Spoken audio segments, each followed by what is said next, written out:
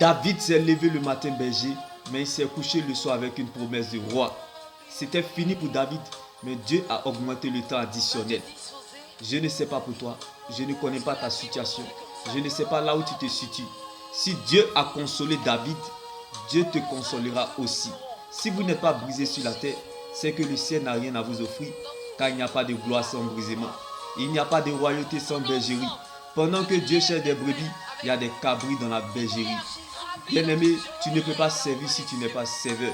Car la bataille David contre Goliath, l'Éternel est devenu serveur. Un réfugié ne peut jamais se retrouver à la royauté. Car la royauté ne se vit pas à l'extérieur, mais plutôt à l'intérieur du royaume, dans sa parole. Dieu ne se trouve pas à la parole, mais plutôt dans sa parole. Les hommes prophétisent, mais Dieu lui parle. Dieu ne veillera pas sur ta parole, mais plutôt sur sa parole pour l'accomplir. Car lorsqu'il t'attend la tête, il compte sur lui-même pour t'accompagner. Que ta foi ne s'appuie pas sur les émotions ou les sentiments, mais plutôt sur ce que Dieu dit, sa parole. Que ta foi soit ferme dans une fidélité absolue, dans la persévérance soutenue par une adoration agréable à Dieu. Car la vraie joie dans le Seigneur et la véritable stabilité d'un véritable enfant de Dieu ne dépend pas du confort, ni du climat extérieur, ni de ce qu'il a dans ses poches ou dans ses mains, mais plutôt de la présence de Dieu dans le coffre de son cœur.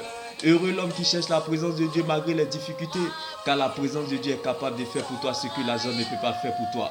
Que Dieu prenne la forme de ce qui te manque. Que la joie du Seigneur soit ta force et ton partage. Sois consolé depuis ta position dans le nom de Jésus-Christ. Fini n'est jamais fini en Jésus-Christ. Ce qui arrive est mieux que ça. Rien n'arrive sans rien. Si une chose est arrivée, c'est parce qu'il y a quelque chose qui est arrivé avant cette chose. Quand tu vois un David, quand tu vois un Goliath, c'est parce qu'il y a un David qui est là. L'épreuve nourrit la foi et la foi nourrit Dieu. La grandeur ne supporte pas les grands. Tu es le David de cette situation. Alors laisse-moi t'annoncer cette bonne nouvelle en ce jour, que la foi doit être éprouvée avant d'être approuvée. La foi doit être éprouvée avant d'être approuvée. Les épreuves viennent en fonction de la foi que Dieu a déjà disposée en chacun. Bien-aimé, chacun de nous a ses épreuves taillées à sa propre mesure. Dieu ne peut pas te donner le bagage que tu ne peux pas soulever.